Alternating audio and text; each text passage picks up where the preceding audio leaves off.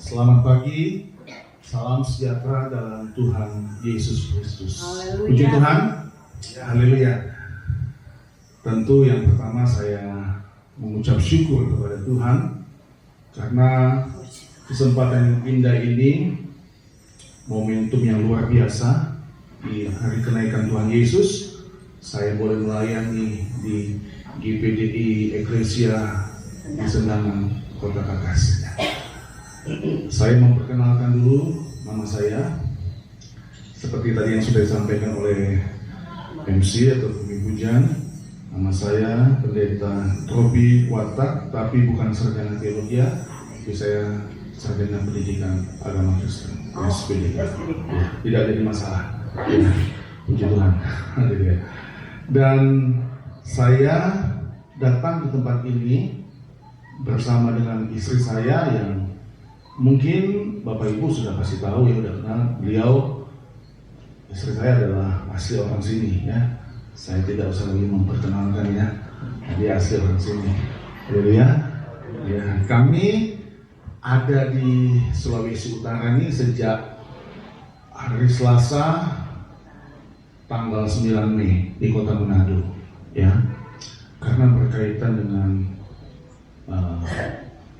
kunjungan kami untuk melihat ibu mertua saya yang sedang sakit, ya, sedang sakit. Dan puji Tuhan, waktu hari Rabu yang minggu lalu sudah dibawa ke rumah. Kesehatan mulai semakin baik walaupun masih tetap terbaring di tempat tidur. Mohon bantu doa buat Bapak Ibu, gembala juga di tempat ini, ya. Pasti setelah mendoakan. Dan hubungan kami tentu adalah hubungan keluarga. Saya pernah melayani di pelayanan Ibu Gembala waktu Bapak Gembala masih ada, tahun 2003 waktu masih pelayanan di Mahembang, ya, di Mahembang. Tetapi setelah saya dengar cerita bahwa setelah kepergian Bapak Gembala ada pertukaran pelayanan, ya, sehingga pelayanannya ada di tempat ini dan kami diminta untuk pelayanan di tempat ini. Saya mengucapkan terima kasih buat Ibu Gembala yang kami kasihi. Nah, beliau juga adalah kakak ipar dari istri saya, ya. Haleluya, saudara-saudara ya. Nah, tidak usah tegang, kita santai saja, relax saja. Ya, saya senang. Terakhir saya datang ke Kakas ini tahun 2010 waktu papi mertua saya dipanggil Tuhan. Ya, tahun 2010, bulan Maret tahun 2010, tanggalnya saya lupa. Dan beliau juga dimakamkan di sini, ya. Rencana kami siang ini juga kami akan ziarah sana, ya. Puji Tuhan, haleluya, saudara-saudaraku, semangat. Ya, itu saja dulu perkenalannya, ya. Nanti kita boleh berbicara lagi dan tentu saya akan melayani firman Tuhan pada pagi ini dan saya juga diminta untuk memimpin perjamuan ASEAN Kudus, ya. Puji Tuhan, saya pelayanan, saudara-saudara, di daerah Bogor sejak tahun 2006, tepatnya di satu kota, nama kotanya Cibinong. Itu dekat dengan kota Bogor, hanya 15 menit di Cibinong. Mungkin kakak ipar saya, Bapak Pendeta GV juga pernah datang. Saya pelayanan dan saya sejak 2006 di sana. Jadi kami sudah 17 tahun pelayanan di sana. Dan untuk sementara kami tinggalkan dulu pelayanan karena saya berkunjung ke tempat ini untuk melihat keadaan ibu mertua saya yang tadi saya sudah sampaikan. Haleluya, saudara-saudaraku. Puji Tuhan, saya percaya kita berkumpul di rumah Tuhan bukan suatu rutinitas atau ingin menjalankan kewajiban agama kita, ya. Tetapi karena kerinduan hati kita untuk memuliakan Tuhan. Amin. Seperti yang tadi dalam doa Ibu Gembala saya tangkap, untuk memberi hidup kita semua kita dapat untuk melayani Tuhan, ya. Jadi tidak ada perbedaan sebetulnya antara saya sebagai pengkhotbah dengan Bapak Ibu yang duduk di hadapan saya. Sama kita, ya. Kita semua adalah pelayan-pelayan Tuhan, anak-anak Tuhan, ya. Haleluya, tetap semangat, ya. Khotbah saya pada hari ini, saudaraku, karena bertepatan dengan hari kenaikan Tuhan Yesus, saya kasih judul hidup dalam pemerintahan Allah. Dan ayat pokok atau ayat bacaannya saya ambil di dalam kitab Kisah Para Rasul. Mari kita buka Alkitab kita masing-masing, kitab Kisah Para Rasul pasal 1 ayat 1 sampai 5 kita akan baca. Saya mengundang kita semua. Nah, kalau di sini yang saya tahu ya, orang Sulawesi Utara ini disuruh sebelum berdiri itu udah berdiri semua. Ya, kalau di tempat kami, saya harus kasih komando. Kalau nggak disuruh berdiri ya nggak berdiri pelayanan khotbah. Jadi mereka harus dikomando. Tapi kalau di sini saya salut. Baru mau buka Alkitab disuruh berdiri. Ya, luar biasa. Ini luar biasa sekali. Oke, dalam Kisah Para Rasul pasal 1 ayat 1 sampai 5, Saudara. Saya ajak kita untuk membaca bergantian ya. Dalam kitab Kisah Para Rasul saya ayat 1, Bapak Ibu ayat yang genap. Nanti ayat yang kelimanya kita baca sama-sama. Judulnya Roh Kudus dijanjikan. Hai Theophilus, dalam bukuku yang pertama, aku menulis tentang segala sesuatu yang dikerjakan dan diajarkan Yesus sampai pada hari Dia berangkat. Sebelum itu Ia telah memberi perintahnya oleh Roh Kudus dan rasul-rasul yang dipilih. Kepada mereka Ia menunjukkan dirinya setelah penderitaannya selesai, dan dengan banyak tanda Ia membuktikan bahwa Ia hidup. Sebab selama 40 hari Ia berulang-ulang menampakkan diri dan berbicara kepada mereka tentang kerajaan Allah. Pada suatu hari ketika Ia makan bersama-sama dengan mereka, Ia melarang mereka meninggalkan Yerusalem dan menyuruh mereka tinggal di situ, menantikan janji Bapa yang demikian katanya, telah kamu dengar daripadaku. 2, 3. Sebab Yohanes membaptis dengan air, tetapi tidak lama lagi kamu akan dibaptis dengan Roh Kudus. Katakan amin. Silakan duduk. Saya sudah izin tadi sama Ibu Gembala untuk merekam khotbah, karena memang di tempat pelayanan kami, saudaraku, kami rekam khotbah untuk kami masukkan dalam YouTube channel kami. Ya, ada Maranatha Official. Jadi gereja yang kami layani GPD Maranatha.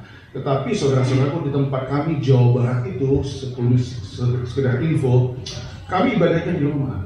Rata-rata kebanyakan hamba-hamba GPD khususnya itu kebanyakan ibadahnya di rumah yang disulap jadi tempat kebaktian. Ya, tentu dengan situasi keadaan yang agak berbeda, kultur, budaya, situasi yang berbeda. Ya, oke. Kita akan melihat kepada pembacaan firman Tuhan. Saya kasih judul Hidup dalam Pemerintahan Allah. Saudaraku, puji Tuhan. Selama 40 hari sebelum kenaikan Yesus ke sorga, tadi ditulis Yesus menampakkan diri berulang-ulang kepada siapa? Kepada rasul-rasul yang dipilihnya. Saudara, kita tahu bersama kematian Yesus dan kemudian kebangkitan Yesus memberikan satu cerita yang berbeda. Perjalanan hidup orang percaya atau umat manusia sebelum mereka menerima Yesus sebagai Tuhan dan Juru Selamat adalah orang yang sudah pasti akan hidupnya binasa, ya. Tetapi umat manusia, orang yang percaya kepada Yesus, percaya bahwa yang mati di kayu salib, kemudian yang bangkit hari ketiga, kita percaya Dia adalah Yesus, maka kita beroleh keselamatan yang kekal. Katakan amin. Amin. Saudara, yang menarik di sini adalah kata-kata kalimat Dia berbicara kepada mereka tentang kerajaan Allah. Hal ini harus menjadi perenungan bagi kita semua, Bapak Ibu. Ya, dimanapun kita berada, bahkan di gereja manapun kita berada. Saya tidak melihat merek gereja. Organisasi saya bernaung di bawah GPDI juga sama. Tetapi bagi saya, selama kita menyembah Tuhan yang sama dan hidup kita seturut dalam pemerintahan Tuhan, ya, hidup dalam kebenaran Tuhan, itu sama saja buat saya secara pribadi. Ya. Nah, perhatikan Bapak Ibu, sejatinya sebagai pengikut Yesus, kita sedang dipersiapkan menjadi bagian dari kerajaan Allah atau menjadi anggota kerajaan Allah. Amin. Jadi yang perlu kita ingat bahwa rumah kita, tempat tinggal kita yang permanen itu bukan di bumi, bukan di dunia. Amin. Yesus berkata dalam Yohanes pasal 14, aku pergi ke rumah siapa? Ke rumah Bapa. Aku mempersiapkan tempat bagi engkau. Amin. Kalau tempat itu sudah siap, aku akan datang menjemput. Oh, amin. Nah tentu tahun yang lalu Bapak Gembala sudah mendahului kita. Artinya kalau saya boleh menerjemahkan ini secara sederhana, tempatnya sudah tersedia, sudah selesai. Amin. Ya, tinggal sekarang bagaimana dengan kita, ya? Oke, nah saudara-saudaraku, sejatinya yang tadi saya katakan, sebagai pengikut Kristus, kita dipersiapkan menjadi bagian dari kerajaan Allah. Tentu kalau bicara kerajaan Allah, tentu ada kepala yang memerintah. Amin. Amin. Dan kita percaya kepala itu adalah Tuhan Yesus Kristus. Mari kita merenungkan, saudara-saudara, mengapa sejak kebangkitan Yesus sampai dia naik ke surga selama 40 hari, dia berulang-ulang mengajar rasul-rasul, mengingatkan mereka, menceritakan tentang kebaikan Tuhan, mengajar mereka tentang kerajaan Allah. Nah, ini yang menjadi perenungan kita. Tadi di awal saya katakan, kalau kedatangan kita ke gereja hanya sekedar formalitas, hanya memenuhi kewajiban kita sebagai orang Kristen, maka kita tidak dapat apa-apa, saudara. Amin. Ya, kita tidak dapat apa-apa. Kita ingin berkat rohani, berkat firman Tuhan, Haleluya. menjadi kekuatan, mengingatkan hidup saya dan saudara bahwa hidup kita di dunia ini hanyalah sesaat. Oh, amin. Nanti kita akan masuk ke suatu tempat yang sudah dipersiapkan Tuhan, yaitu kerajaan Allah yang kekal. Amin. Dan kita ini sedang dipersiapkan. Ya. Haleluya. Nah, dalam masa persiapan inilah saudara-saudaraku, tantangannya itu luar biasa. Ya, tantangannya, godaannya, ujiannya luar biasa, saudara. Dimanapun kita berada, baik di kota kecil mungkin seperti Kakas ini, kota sedang termasuk Manado, atau kota besar tempat kami tinggal, Jabodetabek, saudara-saudara. Karena Bogor itu salah satu kota penyangga ibu kota. Sementara ini ibu kota masih. Nanti beberapa tahun ke depan, ibu kota kita sudah pindah ke Kalimantan Timur. Ya, itu tantangannya semakin luar biasa, Bapak Ibu. Godaan selalu ada. Nah, ini prosesnya sangat berat. Itulah saya coba memahami ini waktu saya mempersiapkan khotbah ini. Ibu Gembala untuk meminta kami pelayanan, saya coba merenungkan 40 hari Yesus mengatakan ini dan mengingatkan rasul-rasulnya. Dan saya percaya hal ini juga mengingatkan engkau dan saya, ya, bahwa hidup ini ada tujuannya, ya. Hidup ini hanya tidak melulu Senin sampai Jumat atau sampai Sabtu kita kerja, udah begitu saja. Nanti Minggu masuk gereja, begitu saja. Bertahun-tahun hidup kita kayak begitu, tapi kita tidak mengerti apa maksudnya. Nah, itu sebabnya saudara-saudaraku, selalu saya katakan juga kepada jemaat kami layani, walaupun sekarang ini kebanyakan sudah jarang orang bawa Alkitab di kota-kota besar biasanya, karena sudah ada di dalam gadgetnya atau smartphone-nya. Tetapi jangan sekedar cuma menghias saja. Lebih banyaklah kita di sana baca sosmed, Facebookan, WA-an, tapi Alkitabnya dilupakan. Jangan ya Bapak Ibu ya. Memang teknologi itu bagus, ya bagus banget, ya untuk menunjang kehidupan umat manusia. Tetapi teknologi juga bisa menjerat hidup kita. Hati-hati Bapak Ibu ya. Banyak rumah tangga orang Kristen jatuh. Betul. Banyak perzinahan terjadi hanya kenal-kenalan lewat begitu chatting-chattingan. Iya. Kita tahu dunia luar begitu jahat. Nah itu yang tadi saya bilang, tantangan semakin besar. Kalau engkau tidak setia di hadapan, kalau engkau tidak sungguh-sungguh datang kepada Tuhan, habislah hidup kita. Apalagi kayak kami Pak di kota besar Bu. Iya. Sudah sumpah, padat, macet, ya kan? Semakin berpacu dengan waktu. Itu kota tidak pernah kota mati sana. 24 jam. Ada, semua ada di sana. Dari yang tidak baik sampai yang baik ada. Dari yang halal sampai haram ada. Ada semua. Tinggal bagaimana kita menghadapi itu semua. Haleluya. Maka bersyukur saya melihat di Sulawesi Utara ini gampang, ya, mudah untuk membangun tempat ibadah. Kalau kami Pak di Jawa Barat, tadi saya sudah bersaksi dengan kakak saya, kami tidak diganggu saja ibadah, tidak diusik, itu sudah puji Tuhan. Iya betul, itu sudah puji Tuhan. Nah, bahkan di sini kan orang Kristen semua kan mayoritasnya. Jawa Barat itu nomor 1 intoleransi. Iya, nomor 1. Jadi saudara bersyukur, saudara lagi ibadah nggak ada yang ganggu, lagi ibadah nggak ada yang teriak-teriak, hentikan, bubar, nggak ada. Puji Tuhan. Nah momen itu harus dipakai dengan sebaik mungkin. Jangan datang ke gereja bawa masalah, lesu ibadah, nggak semangat, pulang gereja sama aja. Amin. Ayo, setiap kita datang ibadah ada sesuatu terjadi dalam hidup kita. Amin.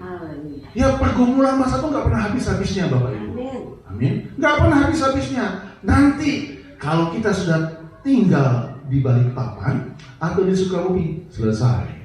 Alias meninggal dunia. Tapi itu pun menjadi persoalan. Karena kehidupan kita ini nanti bagaimana nih? Saya mau ke kematian kekal atau kepada kehidupan kekal? Tergantung kehidupan kita di dunia ini. Amin. Iya.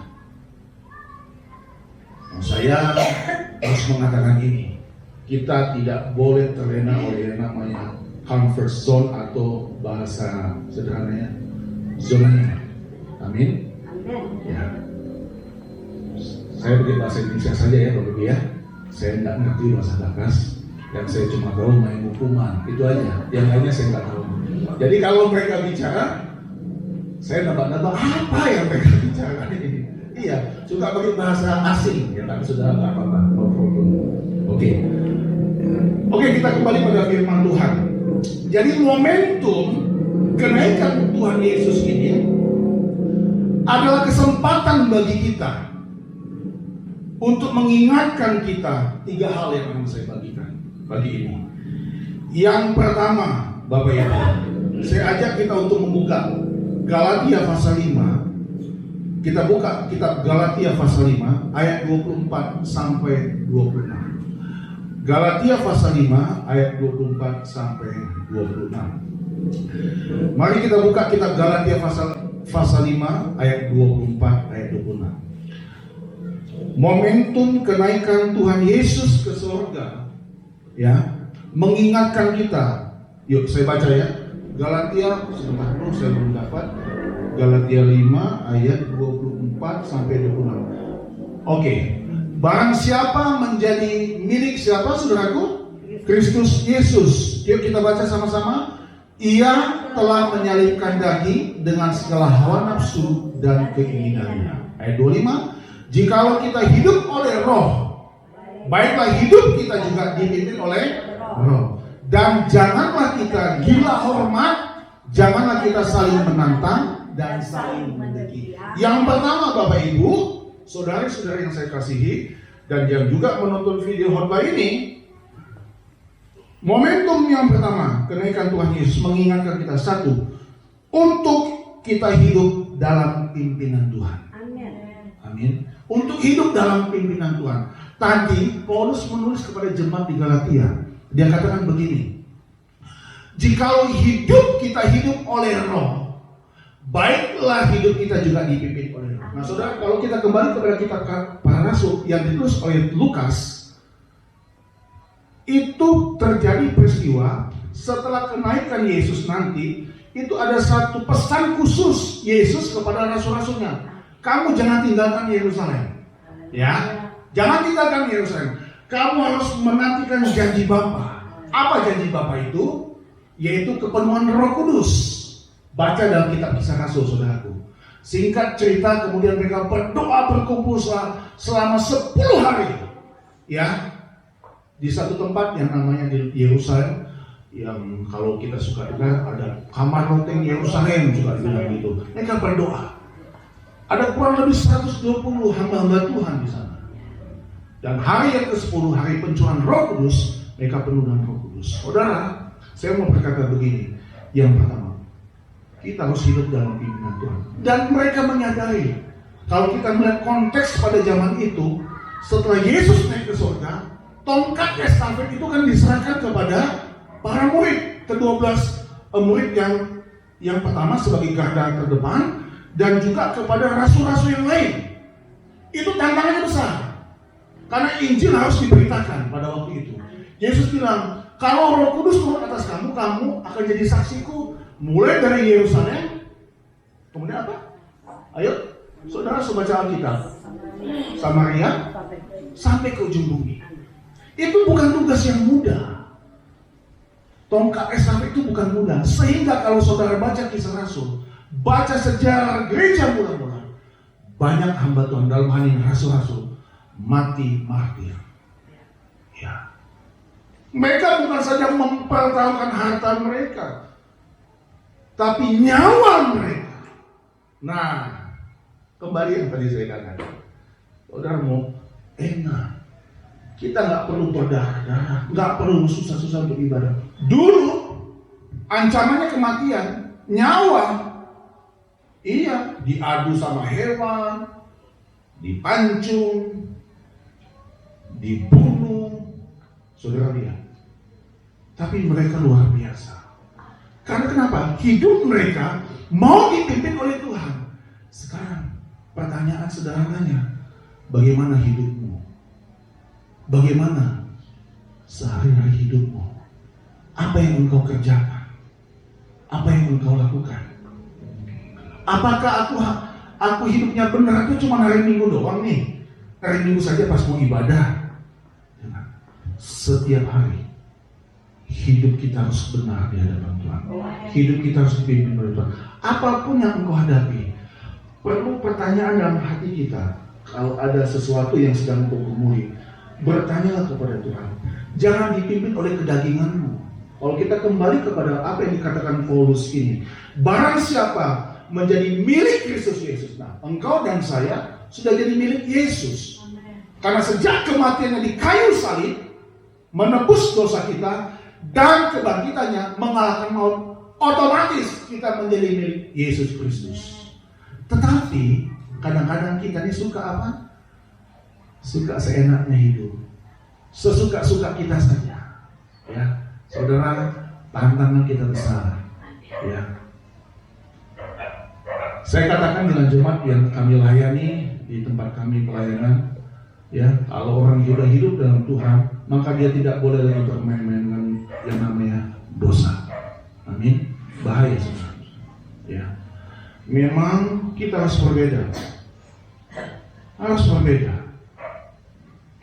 Walaupun terlihatnya sama, tapi kita harus berbeda. Saya selalu menganalogikan seperti begini.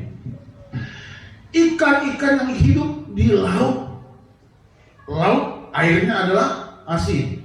Tapi ikan-ikan itu tidak asin, ya. Kecuali ya nanti kalau mau memang diasin. Tapi ikan-ikan itu tidak rasa asin, malah yang enak ikannya manis, ya kan? Apalagi ikan di Sulawesi Utara nih ya, wah manis enak ikannya. Nah seperti itu yang harus hidup kita Bapak Ibu. Amin. Kita sudah ada di dalam dunia yang gelap, dunia yang penuh dengan kemunafikan, dunia yang penuh dengan kepalsuan dan kejahatan. Jangan kita terseret di dalam. Amin. Apapun, maka hati-hati. Memilih teman bergaul harus hati-hati. Ya, saya harus katakan apa saja ya sebagai hamba Tuhan, saya mengingatkan tidak semua orang Kristen itu baik. Ya jujur saja. Ya. Mengaku ikut Yesus, tapi kelakuan hidupnya jauh lebih rusak, jauh lebih jahat dari orang yang tidak mengenal Tuhan. Saya banyak teman orang berbeda keyakinan, dan saya merasa enjoy berteman sama mereka. Enak. Justru kalau saya berteman dengan orang yang seiman, bahkan kadang-kadang satu komunitas, ya saya juga tidak mengatakan bahwa saya sudah baik dan sempurna. Waduh, lebih rusak juga ini. Bahaya. Jadi hati-hati. Hidupmu itu harus benar-benar diatur oleh Tuhan, dipimpin oleh Tuhan. Ya, contoh yang sederhana, misalnya anak yang masih muda, ke depan kan harapan orang tua bertemu dengan jodohnya. Sebisanya cuma contoh saja. Saya dengan tegas katakan, jangan menikah dengan yang berbeda keyakinan. Amin. Boleh banyak teman orang non-Kristen, silakan. Tapi kalau sudah untuk urusan yang lebih pribadi, yang sifatnya seperti rumah tangga yang saya kasih contoh saat ini, kamu harus pilih yang seiman. Yang seiman pun harus betul-betul diseleksi. Itu yang tadi saya bilang, contoh saja untuk hidup dalam pimpinan Tuhan. Ngomong masih ada yang jomblo di sini? Masih ada? Sudah, nggak ada yang bujang ya? Oh, kita kenal. Jomblo itu maksudnya ya masih hidupnya sendiri. Nah, itu hati-hati. Ya. Jadi pimpinan Tuhan, jangan seenaknya. Ya. Daging ini kan minta roh yang menahan kita. Ya. Nah, orang yang hidup dalam pimpinan roh itu memang tantangannya berat.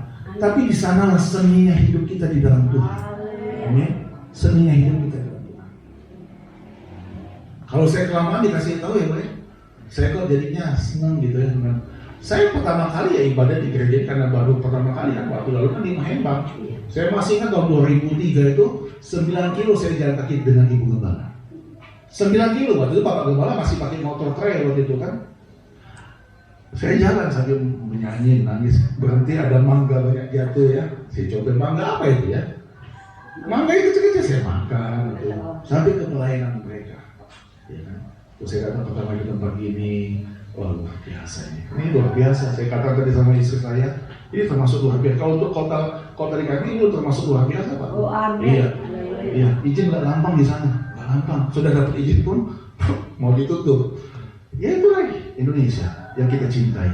Ya, Anda bersyukur tinggal di KKS ini, saudara-saudara. Amin.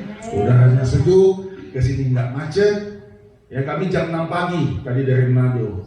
Kami sempat singgah sebentar, sedikit ngopi dulu lah di kawan-kawan ya. Ya, ngopi dikit lah sambil kemudian meneruskan perjalanan ke tempat ini. Oke, puji Tuhan. Jadi yang pertama, ya, momentum kenaikan Tuhan Yesus ke surga mengingatkan kita untuk kita hidup dalam pimpinan Tuhan. Amin. Ya, nanti saudara baca lagi Alkitab 5 ya. Yang kedua, saudara-saudaraku, apa yang harus menjadi perenungan kita? Apa yang diingatkan dengan momentum kenaikan Tuhan Yesus? Nah, saya ajak kita untuk membuka kitab Yeremia pasal yang ke-17. Ini ayat-ayat ini ayat terkenal. Bahkan ini sebetulnya bisa di luar kepala kita membacanya, saudara-saudara. Kitab Yeremia pasal 17. 17 kita baca ayat 7 dan kita baca sama-sama ya. Kita baca sama-sama sambil duduk saja. Buka Yeremia pasal 17 ayat 7 dan 8. Ayo kita baca sama-sama. 1, 2, 3. Diberkatilah orang yang mengandalkan Tuhan, yang menaruh harapannya pada Tuhan.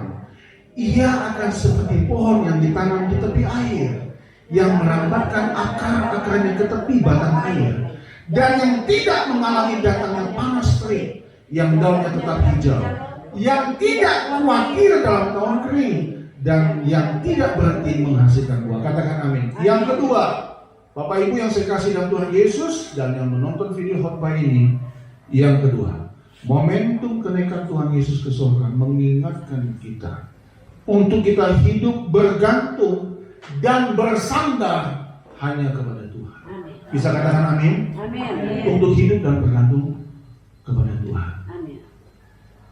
Justru dengan hal ini kita rajin bekerja. Kita mengupayakan potensi yang ada pada kita, kemampuan kita, kebisaan kita, talenta yang Tuhan percayakan kepada kita. Kita kerjakan, kita eksplor dengan segenap hati kita untuk menghasilkan sesuatu yang bisa memberkati kehidupan kita. Apa saja profesi Bapak Ibu, ya, apapun pekerjaanmu, ya, itulah ibadahmu. Maka itu dalam pekerjaanmu, dalam urusanmu, jangan pernah berlaku tidak jujur. Kalau saya katakan kepada jemaat, kalau engkau kerja di kantoran, jangan pernah berpikir untuk melakukan korupsi. Ya. Jadi yang kedua, hidupmu itu harus bergantung dan bersandar kepada Tuhan. Nanti Tuhan lakukan bagiannya. Saudara bacalah ayat ini tadi. Bayangkan ya, dia tidak khawatir dalam tahun kering. Enggak khawatir. Ini bicara tentang keadaan situasi yang mensulit, tapi tidak khawatir. Nah, banyak orang Kristen, Bapak Ibu, Yesus sudah ngomong, jangan kamu khawatir. Ini yang ngomong juga kadang-kadang suka khawatir. Iya betul, saya adanya. Tapi Yesus katakan dalam khotbahnya di bukit, janganlah kamu khawatir. Kamu pandanglah burung-burung di udara, kamu lihat tanaman. Aku memberkati mereka. Tapi burung-burung itu bekerja, cari makan. Nah Bapak Ibu, kita nggak boleh juga bermalas-malasan.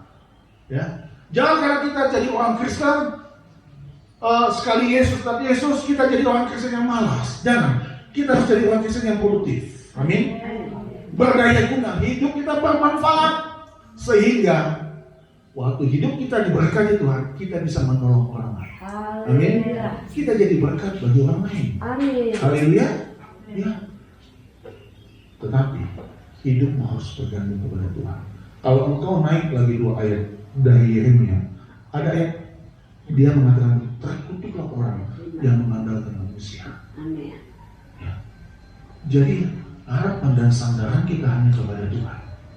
Amin.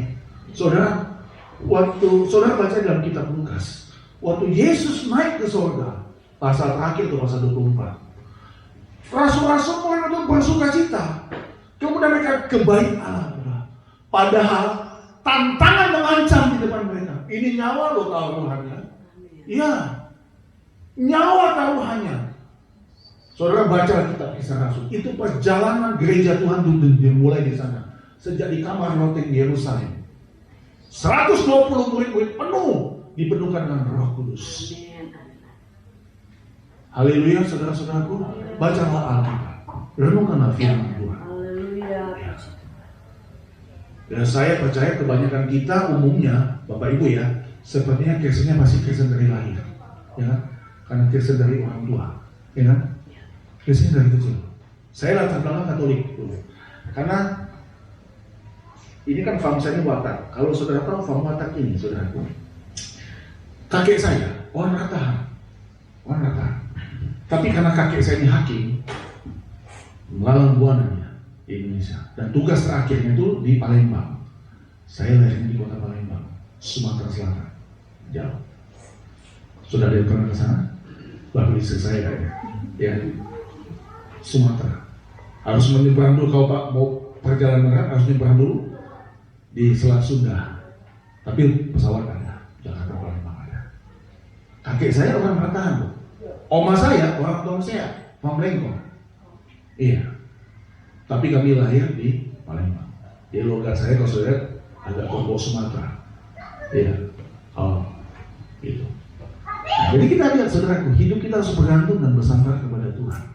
Nah, saya mengingatkan kita semua. Ya, apalagi ibu gembala tempat ini seorang janda, ya kan? Benar-benar harus bergantung kepada Tuhan.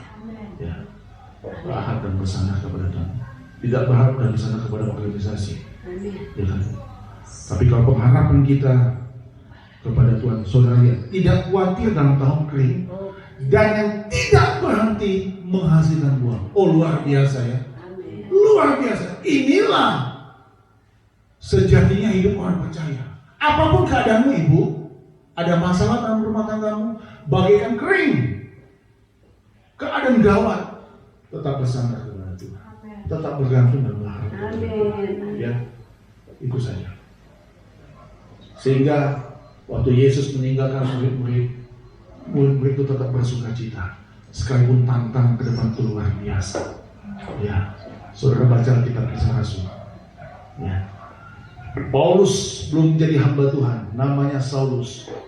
Saudara lihat tugas dia lebih kejam dari orang yang paling kejam, yang suka menganiaya kekristenan saat ini, membantai orang Kristen. Ya. Tapi kemudian dia ditarik oleh Tuhan dan jadi rasul yang luar biasa. Bapak Ibu, sekali lagi saya mengingatkan engkau, jangan engkau datang ke gereja karena engkau sudah merasa jadi orang Kristen, kewajiban saya. No, tidak. Ini adalah kebutuhanku. Tuhanlah kebutuhanku yang paling utama di atas segala kebutuhanku yang lain. Amin. Ya, walaupun mungkin engkau Kristen dari lahir, Kristen keturunan, Kristen warisan, tapi engkau harus mengalami juga perjumpaan pribadi dengan Tuhan. Amin. Ya, bukan karena ajakan orang tua, bukan karena ajakan keluargamu, tapi engkau benar-benar mengalami lawatan Tuhan. Iya. Sehingga waktu kita datang ke gereja itu bukan kewajiban, saya memang bersuka cita. Ada ayat kan yang mengatakan, aku bersuka cita ketika dikatakan orang, mari kita ke rumah Tuhan. Amin. Ya, mari kita datang ke rumah Tuhan. Luar biasa. Itu yang kedua. Yang ketiga, yang terakhir saudara-saudaraku, ya, saya sambil melihat jam, sudah 35 menit saya buat ya. Ya, kita mengalir saja dalam pimpinan Tuhan ya. Oke, perhatikan yang ketiga saudaraku. Momentum kenaikan Tuhan Yesus. Tadi saya katakan yang pertama, mengingatkan kita untuk hidup dalam pimpinan Tuhan. Ya. Yang kedua, untuk hidup bergantung dan bersandar kepada Tuhan. Yang ketiga, nah kita buka sama-sama 2 Korintus pasal 4. Kita buka kitab 2 Korintus pasal yang keempat. 2 Korintus pasal yang keempat. Kita baca ayat 16 sampai 18. 2 Korintus 4 ayat 16 sampai 18. Judulnya jangan tawar hati juga waktu menghadapi maut. Sebab itu kami tidak 2 Korintus 4 ayat 16 sampai 18. 1. Sebab itu kami tidak tidak tawar hati. Tetapi meskipun manusia lahirnya kami di manusia tubuh kita nih ya, semakin merosot. Ya kita kan keriput, semakin tua rambut berubah seperti kayak saya, ya kan? Sudah semakin botak saya ini saudaraku. Namun manusia batinia kami dibaharui dari hari ke hari. Sebab penderitaan ringan yang sekarang ini, bayangkan Paulus memandang persoalan yang dihadapi, tantangan hidup dia, penderitaan yang dialami, itu penderitaan ringan. Paulus katakan begitu. Sebab penderitaan ringan yang sekarang ini kita baca, mengerjakan bagi kami kemuliaan kekal yang melebihi segala-galanya. Ayo baca 2-3, jauh lebih besar daripada penderitaan kami. Katakan amin. Ayat 18. Sebab kami tidak memperhatikan yang kelihatan, melainkan yang tak kelihatan. Karena yang kelihatan adalah sementara, sedangkan yang tak kelihatan adalah kekal. Saudara, Yesus tadi kita sudah baca, penderitaannya sudah selesai. Ayat yang kedua tadi. Jadi perhatikan ini, yang ketiga Bapak Ibu. Yang ketiga, momen kenaikan Tuhan Yesus ke surga mengingatkan kita bahwa hidup ini hanya sementara. Amin. Kita buka kembali saudaraku ayat bacaan kita Kisah Rasul tadi. Ayat 1 kita buka dulu. Perhatikan ayat yang kedua. Ayat ketiga. Kepada mereka ia menunjukkan dirinya setelah penderitaannya selesai. Paulus katakan di Korintus tadi, penderitaan ringan ini akan mengerjakan kemuliaan yang lebih besar. Amin. Jadi yang ketiga, diingatkan bahwa hidup ini hanya sementara. Jadi apapun yang kau hadapi dalam hidup ini cuma sementara loh. Ya kan? Enggak lama-lama. Umur manusia itu Alkitab tulis 70 tahun. Bisa lebih. Ibu mertua saya sudah 80. Alkitab tidak berbohong bukan? Tubuhnya semakin merosot. Ya. Tapi manusia batinnya dan saya membahasakan ini, manusia rohmu itu harus semakin kuat. Dan itu memang tergantung hubungan kita dengan Tuhan. Persekutuan kita dengan Tuhan. Kalau kita melekat erat dengan Tuhan, maka kita akan mengerti apa maksud dan kehendak Tuhan dalam hidup kita. Ya. Jadi tergantung hubungan kita sama Tuhan nih. Bagaimana? Kerajinanmu di gereja itu bagus. Saya selalu katakan, orang yang mengasihi Tuhan, cinta Tuhan dan mau mati-mati untuk Tuhan, dia pasti rajin ibadah. Dia pasti rajin berdoa. Dia pasti membaca Alkitab. Dia pasti baca renungan. Mulutnya nggak jahatin orang, nggak ada iri hati, nggak ada serakah. Tapi orang datang ke gereja, belum tentu dia mengasihi Tuhan. Tapi kalau dia mengasihi Tuhan, dia pasti datang ke gereja. Amin. Iya. Pagi tadi dalam basecamp kami, ya saya sama istri, kalau pagi baca Perjanjian Baru. Kami sudah masuk dalam kitab Efesus pasal ke-5 kalau salah pagi tadi. Itu manusia baru. Ya, manusia baru. Tadi ingatkan, jangan iri hati, jangan serakah. Kalau ada tetanggamu diberkati Tuhan, ya biar saja. Kita bahagia dengan kebahagiaan orang lain. Amin. Kita susah dengan kesusahan orang lain. Jangan terbalik, Pak. Ada iklan kan, tahu kan iklan? Susah lihat orang senang, senang lihat orang susah. Itu nggak boleh. Anak Tuhan nggak boleh begitu. Paulus katakan, tertawalah dengan orang yang sedang senang, bersukacita. Bersedihlah dengan orang yang sedang berduka. Amin. Orang itu nggak boleh dibalik. Jadi kita kalau lihat kesusahan tetangga kita, lihat orang yang dekat kita, kita pun merasa susah. Nah itu hati Tuhan harus ada dalam hidup ini. Yang ketiga, hidup ini hanya sementara. Nggak bawa apa-apa. Kita nggak bawa apa-apa lagi. Engkau boleh punya banyak harta, boleh punya banyak uang, kekayaan ada dalam hidupmu. Tapi kekayaan itu tidak berarti apa-apa kalau engkau pun mengkhianati Tuhan. Kalau engkau terikat dengan kekayaanmu. Saudara pernah baca tidak? Ada seorang anak muda datang kepada Yesus. Anak muda ini orang yang kaya. Alkitab menulis, Injil menulis. Saudara pernah baca?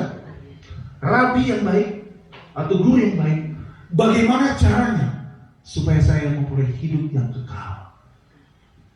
Yesus tanya, apa yang sudah kau lakukan? Aku sudah melakukan ini, Tuhan. Aku lakukan ini, lakukan ini. Dia sebut hukum Taurat. Aku begini. Yesus melihat, engkau kaya. Satu yang belum, engkau ini kaya. Pulanglah, jualah harta, bagikan itu kepada siapa? Orang-orang miskin. Dan datanglah kemari. Saudara, jangan terjemah ayat ini secara frontal. Kita jual semua harta kita, tidak seperti begitu. Tapi ini menurut hati kita kepada Tuhan. Iya benar, saudaraku. Orang kalau sudah disodori kekayaan, jujur, lupa diri, lupa dengan kami. Contoh di Alkitab ada, ada. Ananias dan Safira. Itu dalam Kisah Rasul. Kitab Kisah Rasul ini kan perjalanan gereja Tuhan. Mulai dari kepenuhan Roh Kudus. Orang-orang pada masa itu, Bapak Ibu, itu Alkitab baca saja, itu sehati, sepikir, memecahkan roti bersama, berdoa bersama, ya kan? Apa yang dia punya itu punya aku juga, itu kan istilahnya. Tapi artinya memperhatikan kesusahan orang. Nah, Ananias dan Safira, saya percaya bagian dari orang-orang itu. Tapi waktu tanah mereka terjual, mata mereka hijau melihat uang, sehingga mereka berdusta. Hati-hati, kalau Tuhan percayakan kepada engkau banyak hartamu, entah itu harta bergerak atau tidak bergerak, hati-hati, jangan sampai itu mengikat engkau, sehingga engkau menista orang lain. Ya, engkau lupakan kesusahan orang lain. Bagikan itu, bagi orang. Jangan terikat. Apa yang terjadi? Suami istri ini mati, selisih 3 jam, mati suami istri. Orang Pak, udah banyak harta, ya, hati-hati. Maka itu Paulus ingatkan kepada Timotius, ingat, asal ada makanan dan pakaian, cukuplah. Ya, engkau harus pada ucapan syukur kepada Tuhan. Yes. Tapi kalau Tuhan berkati pun dengan materi banyak, puji Tuhan. Asal didapatnya bukan dengan cara yang tidak baik ya. Memang itu berkatmu, bagianmu, Tuhan percayakan. Bukan karena korupsi. Kita kaget, bukan? Saya kaget lihat kemarin. Ada salah satu menteri ditangkap kejaksaan dan orang itu beragama. Tahu lah saya mau sebutnya. Saudara baca kan beritanya kemarin kan? Nah, salah satu menteri kita ditangkap lagi kejaksaan. Dan dia orang percaya kepada Yesus. Sudah hati-hati. Ananias dan Safira menunjukkan kepada saya dan saudara bahwa kita tidak boleh terikat dengan kekayaan sendiri. Akhirnya anak muda tadi yang bertanya kepada Yesus, dia pulang dengan apa? Menangis. Kenapa? Karena hatinya sudah terikat dengan kekayaan. Haleluya, saudaraku. Hidup cuma sementara. Ya. Dalam kesementaraan itu, dalam kesederhanaanmu, walaupun mungkin cuma petani kecil, petani sederhana, nggak jadi masalah, no problem, ya kan? Engkau bekerja, itulah ibadahmu. Ya, apapun profesimu, biar mungkin orang bilang cuma sederhana saja hidup, nggak jadi masalah. Hidup cuma mungkin di kampung seperti begini, no problem. Yang penting hidupmu di dalam Tuhan. Hidupmu dalam pimpinan Tuhan, hidupmu bergantung dan bersandar kepada Tuhan. Dan kalau saya mau tambahkan ya, hidupmu harus dalam kesucian, dalam kekudusan. Hati-hati, hati-hati. Musuh kita ini besar.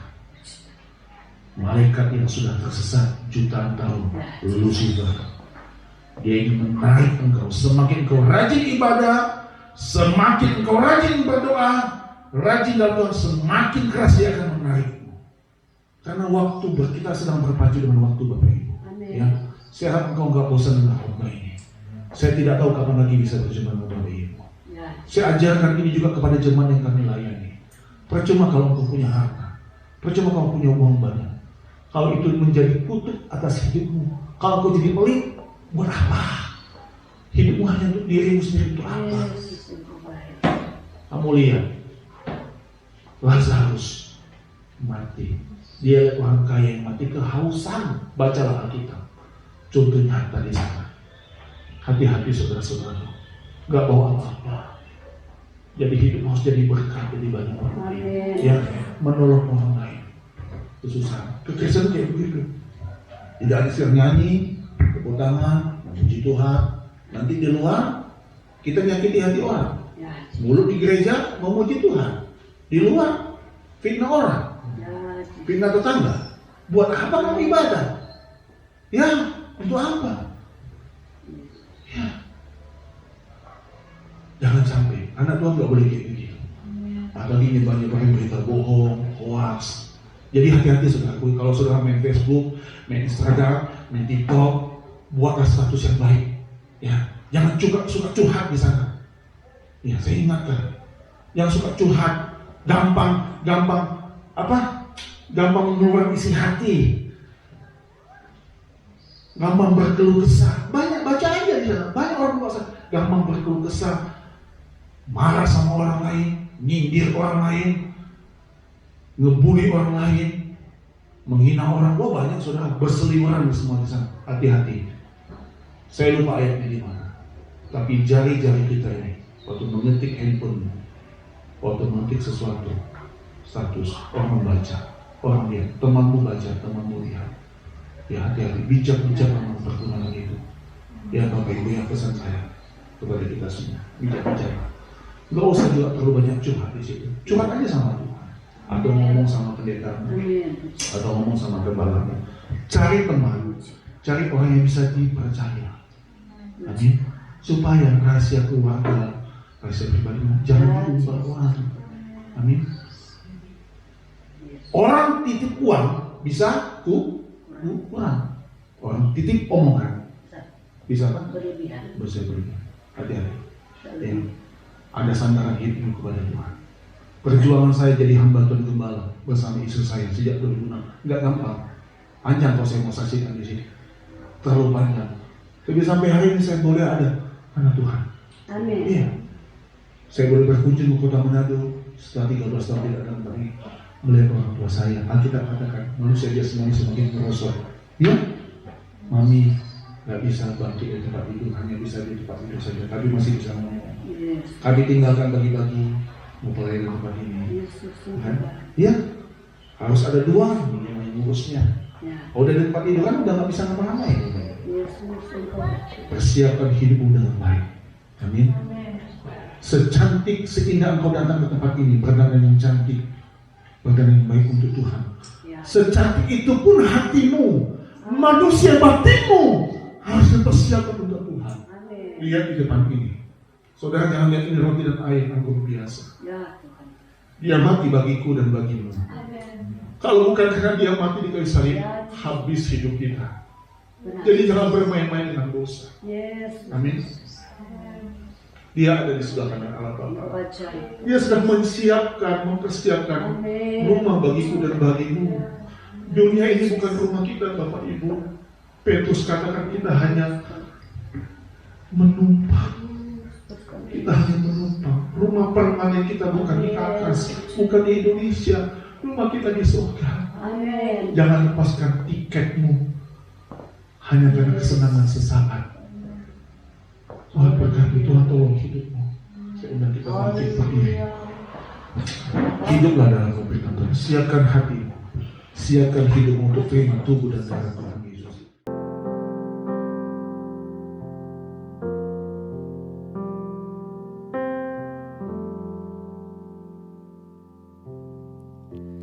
Ujilah aku, Tuhan. Cobalah aku, Tuhan. Selidiki hatiku dan batinku. Mataku tertuju padamu. Aku cinta padamu, Tuhan. Aku rindu hadirat-Mu, Tuhan. Aku ingin selalu dekat padamu, menikmati kehadiran-Mu. Ku nyanyi Hosana bagi Rajaku yang duduk di tahta. Aku muliakan dan ku agungkan, Kau layak disembah. Aku cinta padamu, Tuhan. Aku rindu hadirat-Mu, Tuhan. Aku ingin